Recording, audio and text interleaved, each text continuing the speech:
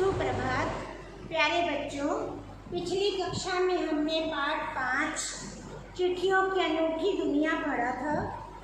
आपको मैंने पाठ के साथ कठिन शब्दार्थ भी बताए थे। चिट्ठियों का महत्व बताया था कि चिट्ठियां पाकर व्यक्ति को कितना संतोष मिलता है। पिछले समय में जब संचार का कोई माध्यम नहीं था तो चिट्ठियों के द्वारा ही संदेश एक स्थान से दूसरे स्थान पर पहुंचाए जाते थे। आज हम इसी पाठ से संबंधित अभ्यास कार्य करेंगे। इसमें आपके प्रश्न है, पाठ से 4 प्रश्न है, इसमें 5 और पाठ के आगे के 3 प्रश्न है, अनुमान और कल्पना है। इसके बाद भाषा की बात है। अब ये सभी प्रश्न हम अपने नोटबुक में लिखेंगे। जो मैं आपको लिख कर दूंगी वही प्रश्न आप उतारेंगे। पत्र जैसा संतोष फोन या एसएम का संदेश क्यों नहीं दे सकता? प्रश्न 1। प्रश्न 2, पत्र को खत, कागज, उत्तरम, जाम्बू लेख, कड़ित, पाती इत्यादि कहा जाता है। भाषाओं के नाम लिखो। प्रश्न 3, पत्र लेखन की कला के विकास के लिए क्या क्या उपाय हुए? जगह जगह पर डाक विभाग द्वारा प्रतियोगिताएं आयोजित की गई। पत्र धरोहर हो सकते हैं, एसएमएस नहीं। क्यों? क्योंकि एसएमएस को तो हम पढ़ने के बाद डिलीट कर देते हैं, परंतु पत्र को सहेज कर रखते हैं। क्या चिट्ठियों की जगह कभी फैक्स, ईमेल, टेलीफोन ले सकते हैं? कभी नहीं। पाठ के आगे के भी 3 प्रश्न हैं। किसी के बिना टिकट सादे लिफाफे पर लिखकर बैरंग भेजने से कौन सी कठिनाई आ सकती है? इसमें आपको डाक खर्चा ज़्यादा देना पड़ता है। प्रश्न नंबर 2, पिन कोड भी संख्याओं में लिखा एक पता है, कैसे? क्योंकि पिन कोड जो लिखा होगा तो वह अलग अलग नगर, महानगर का अलग अलग होता है, इसलिए वह भी एक पता है। ऐसा क्यों होता था? महात्मा गांधी को दुनिया भर से पत्र महात्मा गांधी इंडिया लिखकर आते थे। क्योंकि महात्मा गांधी का नाम बहुत प्रसिद्ध था। महात्मा गांधी को प्रत्येक व्यक्ति जानता था, इस कारण। अनुमान और कल्पना में केवल आपने प्रश्नों को समझना है, अपनी नोटबुक में नहीं लिखना। रामधारी सिंह दिनकर की कविता भगवान की डाकिया आपकी पाठ्य पुस्तक में है। और पक्षी और डाकिये को कल्पना के आधार पर लेख लिखें। प्रश्न 2, संस्कृत साहित्य के महाकवि कालिदास को भी मेघदूत काव्य लिखा। मेघदूत के बारे में जानकारी प्राप्त करें, ये भी लिखना नहीं है। पक्षी को संदेश भाग अनेक कविताओं में गाया गया। इस तरह के गीतों का संग्रह करें, ये भी नहीं लिखना। ये केवल आप अपने फेसबुक पे से या इंटरनेट से पढ़ सकते हो। भाषा की बात में आपके 3 प्रश्न हैं। तीनों प्रश्नों को आप अपनी बुक में ही करेंगे, नोटबुक में नहीं करेंगे। प्रश्न 1, किसी प्रयोजन विशेष से संबंधित शब्दों के साथ पत्र जोड़ने से कुछ शब्द बनते हैं, जैसे प्रशस्ति पत्र, समाचार पत्र। ऐसे 10 शब्द बनाएं। ये भी 10 शब्द बनाने हैं। प्रश्न पत्र, व्यापारिक पत्र, निमंत्रण पत्र, शोक पत्र। ऐसे व्यापारिक शब्द व्यापार शब्द के साथ एक प्रत्यय के योग से बना है। एक प्रत्यय के योग से बनने वाले और शब्द लिखो, जैसे धार्मिक, आर्थिक, नैतिक, बौद्धिक आदि। 2 स्वरों के संधि के बारे में है। संधि तोड़ना, संधि को जोड़कर लिखना। ये सब आप भाषा की बात बुक में करेंगे और प्रश्न उत्तर अपनी नोटबुक में लिखेंगे। धन्यवाद।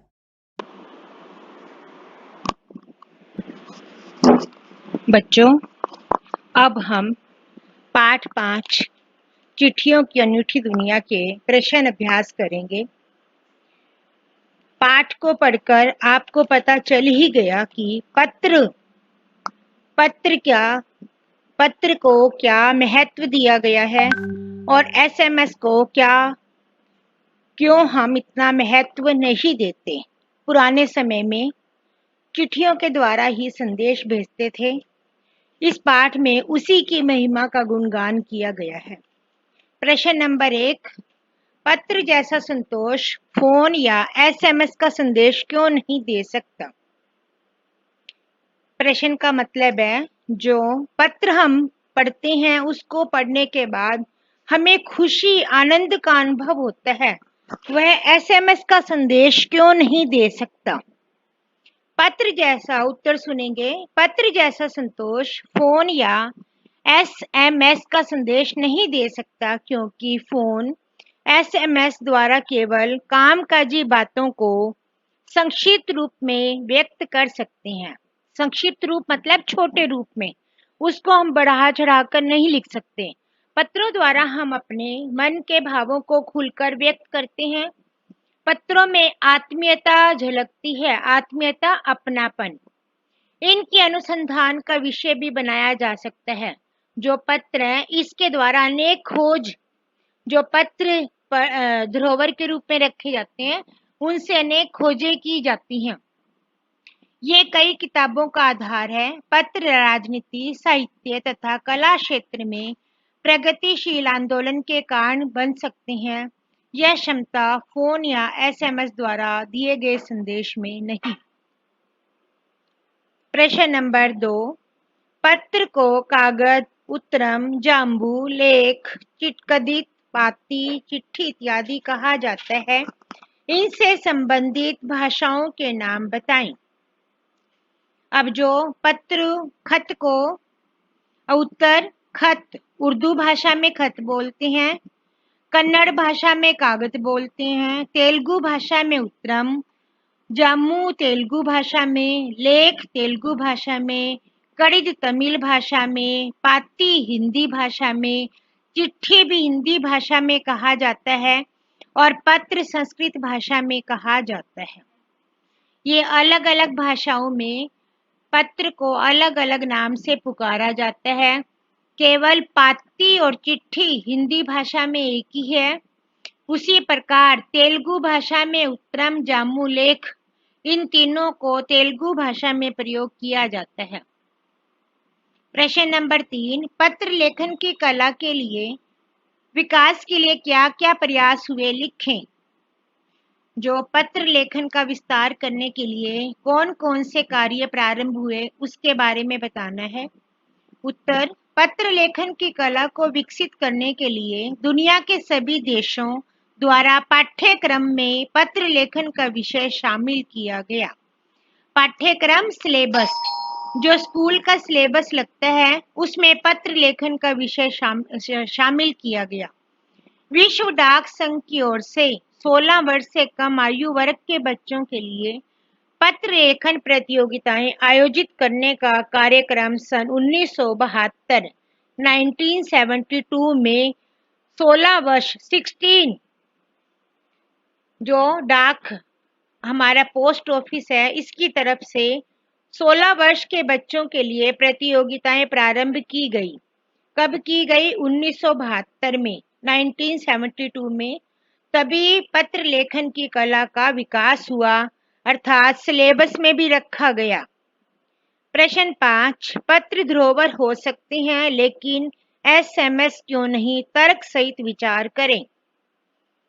पत्र धरोहर म्यूजियम वगैरह में, जो संग्रहालय वगैरह, म्यूजियम, जो जगह जगह संस्थाओं द्वारा म्यूजियम बनाए जाते हैं वहां पत्रों को इकट्ठा करके रखा जाता है, लेकिन एसएमएस को नहीं रख सकते। क्यों? क्योंकि वो तो हमारे मोबाइल में हम तभी डिलीट कर देते हैं। पत्र व्यक्ति की स्वयं की प्रतिलिपि में होती है। प्रतिलिपि, हस्तलिपि, जो हाथ से लिखते हैं। पत्र हम हाथ से लिखते हैं और एसएमएस क्या करते हैं? हम टाइप करते हैं, जो कि प्रियजन को अधिक संवेदित करते हैं। प्रियजन अपने लोग पत्रों को पढ़कर खुश होते हैं। हम जितने चाहे उतने पत्रों को धरोहर के रूप में समेट कर रख सकते हैं, जबकि एसएमएस को मोबाइल में सहेज कर क्षमता से ज्यादा नहीं रख सकते। एसएमएस को जल्द भुला दिया जाता है। पत्र देश काल समाज को जानने का साधन है। दुनिया के तमाम संग्रहालयों में जानी मानी हस्तियों के पत्रों का अनूठा संकलन भी है। प्रश्न नंबर 5, क्या चिट्ठियों की जगह कभी फैक्स, ईमेल, टेलीफोन तथा मोबाइल ले सकती हैं?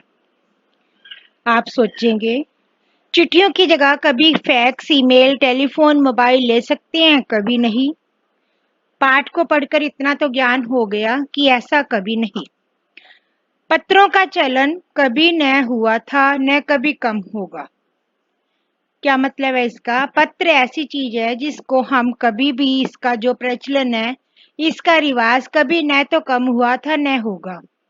चिट्ठियों की जगह कोई नहीं ले सकता। पत्र लेखन एक साहित्यिक कला है, परंतु फैक्स, ईमेल, टेलीफोन तथा मोबाइल जैसे तकनीकी माध्यम केवल कामकाज के क्षेत्र में महत्वपूर्ण है। कामकाज, जो हम कामकाज करते हैं, ऑफिस में काम करना, व्यापार में करना, कोई फैक्ट्रीज वगैरह में करना, बैंकों में करना, जितने भी कार्यालय वगैरह, जितने भी हम कामकाज के क्षेत्र हैं, उसमें फैक्स, ईमेल, टेलीफोन, मोबाइल बहुत महत्वपूर्ण है। आज ये आवश्यकताओं में आती हैं, फिर भी ये पत्र का स्थान नहीं ले सकते। क्यों? क्योंकि पत्र पढ़कर हमें संतोष और खुशी मिलती है, और ये सब चीजें थोड़े समय के लिए होती हैं। प्रश्न नंबर 6, किसी के लिए बिना टिकट सादे लिफाफे पर सही पता लिखकर पत्र बैरंग भेजने पर कौन सी कठिनाई आ सकती है, पता करें। जब हम किसी को पता लिखकर, सही पता लिखकर बिना टिकट लगाए भेज देते हैं, तब उस पर क्या कठिनाई आती है? बिना टिकट सादे लिफाफे पर सही पता लिखकर पत्र बैरंग भेजने पर पत्र पाने वाले व्यक्ति को टिकट की धनराशि जुर्माने के रूप में देनी होती है। अर्थात कहने का मतलब है, जो व्यक्ति के पास बैरंग पत्र जाएगा उस पर उसको जुर्माना देना पड़ेगा, अर्थात उसकी पनिशमेंट होगी, ये जुर्माने के रूप में उसे दंड दिया जाएगा। प्रश्न नंबर 7, पिन कोड भी संख्याओं में लिखा एक पता है, कैसे? जैसे पिन कोड लिखते हैं हर डिस्ट्रिक्ट का, हर राज्य का, हर महानगर का अलग है, जिले का भी अलग होता है, राज्य का भी, अंतर्राष्ट्रीय, सब जगह का पिन कोड अलग होता है, जो संख्याओं में लिखा जाता है। संख्या मतलब गिनती। जैसे हमारे कुरुक्षेत्र का पिन कोड है 136118, तो जब हम एड्रेस लिखते हैं तो ये अपना पिन कोड हम लिखते हैं। अब प्रश्न का उत्तर है, पिन कोड किसी खास क्षेत्र को संबोधित करता है। हम कई बार पिन कोड से भी अंदाजा लगा लेते हैं कि वह उस एरिया का है। यह पत्र किसी राज्य के किस क्षेत्र का है। इसके साथ व्यक्ति का नाम और नंबर आदि भी लिखना पड़ता है। पिन कोड का पूरा रूप है पोस्टल इंडेक्स नंबर। यह 6 अंकों का होता है। हर एक का खास स्थानीय अर्थ होता है, जैसे 1 अंक राज्य का, 2 और 3 अंक उप क्षेत्र, अन्य अंक क्रमशः डाकघर आदि के होते हैं। इस प्रकार पिन कोड भी संख्याओं में लिखा गया एक पता है। अर्थात जब पिन कोड लिखा जाता है तो, और एड्रेस लिखा जाता है तो, वह आराम से पत्र वहां तक पहुंच जाता है। ऐसा क्यों कहा गया? प्रश्न नंबर 8, महात्मा गांधी को दुनिया भर से पत्र महात्मा गांधी इंडिया पता लिखकर आते थे। महात्मा गांधी का कोई एड्रेस नहीं लिखता था, केवल महात्मा गांधी इंडिया।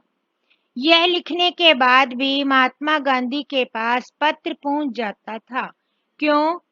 क्योंकि महात्मा गांधी अपने समय के बहुत प्रसिद्ध व्यक्ति थे।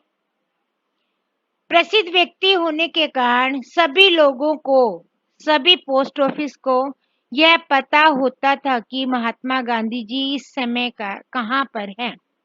वे भारत का गौरव थे। गांधी जी देश के किस भाग में रह रहे हैं यह देशवासियों को पता रहता था, अतः उनको पत्र अवश्य मिल जाता था। इस प्रश्न में सिर्फ बताया कि महात्मा गांधी को ये पता लिखने के बाद भी महात्मा गांधी को पत्र पहुंच जाता था। क्यों? क्योंकि महात्मा गांधी का नाम हर व्यक्ति जानता था और हर को उनकी पहचान थी और वे उस समय भारत के प्रसिद्ध व्यक्ति थे, इसीलिए पत्र मिल जाता था। अब इसी में आपका इन सब प्रश्नों के बाद आपका अनुमान और कल्पना का प्रश्न है। अनुमान कल्पना में आपके 4 प्रश्न हैं, परंतु अनुमान और कल्पना केवल समझेंगे। इन प्रश्नों को आपने लिखना नहीं, इसीलिए मैंने भी उत्तर नहीं लिख कर दिए। अनुमान कल्पना, पहला प्रश्न, रामधारी सिंह दिनकर की कविता। रामधारी सिंह दिनकर एक कवि का नाम है जिन्होंने भगवान के डाकिए कविता लिखी और यह कविता आपके 5वें पाठ के बाद 6ठे पाठ में ही है। इसके चिट्ठियों की अनूठी दुनिया के बाद यह पाठ आएगा जिसमें भगवान के डाकिए कविता है। उसके आधार पर पक्षी और बादल को डाकिए की भांति मानकर अपनी कल्पना से लेख लिखें। इसमें कल्पना करनी है कि पक्षी और बादल भी भगवान के डाकिए हैं। ये प्रश्न लिखना नहीं। प्रश्न 2, संस्कृत साहित्य के महाकवि कालिदास के ने बादल को संदेशवाहक बनाकर मेघदूत नाम का काव्य लिखा। महाकवि कालिदास का नाम सब जानते हैं। उन्होंने मेघदूत एक महाकाव्य लिखा था जिसमें उन्होंने बादलों को संदेशवाहक का रूप दिया। मेघदूत के बारे में जानकारी प्राप्त करें। ये भी आप इंटरनेट से अपने नेट से पढ़ सकते हो, इसके बारे में जो कोई पढ़ना चाहता है। कोई नेट इसके बारे में पढ़ना चाहता है तो नेट से आप पढ़ सकते हो। ठीक है। प्रश्न नंबर 3, पक्षी को संदेशवाहक बनाकर अनेक कविताएं गीत लिखे गए। एक गीत है जा जा रे कागा, कागा मतलब कौवा, विदेशवा मेरे पिया से कहियो संदेशवा। ये गीत है कि कौवे से कह रहे हैं विदेश में जा और मेरे पति का संदेश लेकर आ। इस तरह के गीतों का संग्रह करें। प्रशिक्षित पक्षी के गले में पत्र बांधकर निर्धारित स्थान पर पत्र भेजने का उल्लेख मिलता है। मान लीजिए आपको एक पक्षी को संदेश वाहक बनाकर पत्र भेजना हो तो आप पत्र किसे भेजना चाहेंगे और उसमें क्या लिखना चाहेंगे? ये भी आपके लिखने का प्रश्न नहीं है। इस पर पत्र लिखने पर कई पिक्चर्स भी बनी है जिसमें कबूतर जा जा, ये कई पिक्चर्स में ऐसे ऐसे गाने हैं जिसमें पक्षियों के द्वारा संदेश भेजते हैं। प्रश्न 4, केवल पढ़ने के लिए दी गई रामदर्श मिश्र की कविता चिट्ठियों को ध्यान पूर्वक पढ़े, विचार कीजिए। क्या यह कविता केवल लेटर बॉक्स में पड़ी निर्धारित पते पर जाने के लिए तैयार चिट्ठियों के बारे में है या रेल के डिब्बे में बैठी सवारी की चिट्ठियों की तरह है जिसके पास उनके गंतव्य तक का टिकट है, गंतव्य जहां पहुंचना है? पत्र के पते की तरह क्या विद्यालय में भी लेटर बॉक्स की भांति नहीं है जहां से उत्तीर्ण होकर विद्यार्थी अनेक क्षेत्रों में चले जाते हैं? अपनी कल्पना के पंख लगाएं और मुक्त मन से इस विषय पर विचार करें। आपने केवल यह सोचना है कि हम भी कैसे कल्पना कर सकते हैं। अब आ जाएंगे भाषा की बात। भाषा की बात में प्रश्न नंबर 1, किसी प्रयोजन विशेष से संबंधित शब्दों के साथ प्रयोजन विशेष कार्यक्रम, उत्सव, पर्व, कोई भी किसी प्रकार का फंक्शन। पत्र जोड़ने से कुछ नए शब्द बनते हैं, जैसे प्रशस्ति पत्र। किसी की प्रशंसा में दिया गया पत्र को बोलते हैं प्रशस्ति पत्र। समाचार पत्र। आप भी पत्र के योग से बनने वाले 10 शब्द लिखें जिसमें पत्र का प्रयोग किया गया। ऐसे 10 शब्द आपने बनाने हैं, मैंने आपको बनाकर दिखाए हैं। प्रार्थना पत्र, मासिक पत्र, 6 मासिक पत्र, आपकी जैसे वीकली टेस्ट होते हैं, साप्ताहिक पत्र, वार्षिक पत्र, दैनिक पत्र, पाक्षिक पत्र जो 15 दिन के बाद आता है, सरकारी पत्र, साहित्यिक पत्र, निमंत्रण पत्र, और भी बहुत सारे पत्र होते हैं, जैसे शोक पत्र, संदेश पत्र, और भी इस प्रकार और भी पत्र बन सकती है। संदेश पत्र, उसके बाद आमंत्रण पत्र, नियुक्ति पत्र, उसके बाद व्यापारिक पत्र, प्रश्न पत्र। ऐसे आप बहुत से कोई और भी लिख सकते हो, जो मैंने लिखे हैं इसके अलावा आप और भी लिख सकते हो। इसके बाद प्रश्न नंबर 2, व्यापारिक शब्द व्यापार के साथ एक प्रत्यय के योग से बना है। एक प्रत्यय के योग से बनने वाले शब्दों को पाठ्य पुस्तक से खोज कर लिखें। पाठ्य पुस्तक कौन सी आपकी? वसंत। इसमें से आपने खोज कर ऐसे शब्द लिखने हैं जिसमें इक प्रत्यय लगा हो, जैसे स्वाभाविक, साहित्यिक, व्यवसायिक, दैनिक, प्राकृतिक, जैविक, प्रारंभिक, पौराणिक, ऐतिहासिक, सांस्कृतिक। ये सब शब्द क्या है जिसमें इक प्रत्यय लगा है। और भी लिख सकते हो, जैसे मैं बोल रही हूँ धार्मिक, बौद्धिक, नैतिक, आर्थिक, साप्ताहिक, मासिक, वार्षिक। ये वाले शब्द भी आप एक प्रत्यय के योग से लिख सकते हो। बच्चों, जरूरी नहीं है यही वाले शब्द लिखें, आपको जो आसान लगे आप और भी लिख सकते हो। प्रश्न नंबर 3, 2 स्वरों के मेल से होने वाले परिवर्तन को स्वर संधि कहते हैं। स्वर संधि आपने संधि का चैप्टर ग्रामर में पढ़ा था। जब 2 स्वरों का मेल हो तो स्वर संधि बनती है। अब जैसे रवि जमा इंद्र, रविंद्र, इसमें ई 2 ई जुड़कर बनी तो बड़ी ई बन गया, इसे दीर्घ संधि कहते हैं। दीर्घ संधि के उदाहरण और खोजकर लिखें। मुख्य रूप से स्वर संधियां 4 प्रकार की मानी जाती हैं। दीर्घ, गुण, वृद्धि, यण। कई बुक्स में 5 भी है, 5वीं है अयादि संधि। अब जैसे देखेंगे हर्ष या दीर्घ अ ई उ के बाद हर्षव, और या दीर्घ अ ई उ आए तो ये आपस में मिलकर आ ई उ हो जाते हैं। इसी कारण इस संधि को दीर्घ संधि कहते हैं। हर्ष शब्द का अर्थ है छोटा और दीर्घ स्वर का अर्थ होता है बड़ा। अब उदाहरण देखेंगे। संग्रह जमालय, संग्रहालय। महा जमा आत्मा, महात्मा। आपने इसी से मिलते हुए और शब्द लिखने हैं। आप अपनी ग्रामर की बुक में से भी लिख सकते हो, मैंने जो दिए है। इसके अलावा यदि आपको ये मुश्किल लगे तो आप अपनी ग्रामर की बुक में से भी लिख सकते हो। गुरु जमा उपदेश, गुरुपदेश। इसमें 2 ऊ जुड़े तो बड़ा ऊ बना।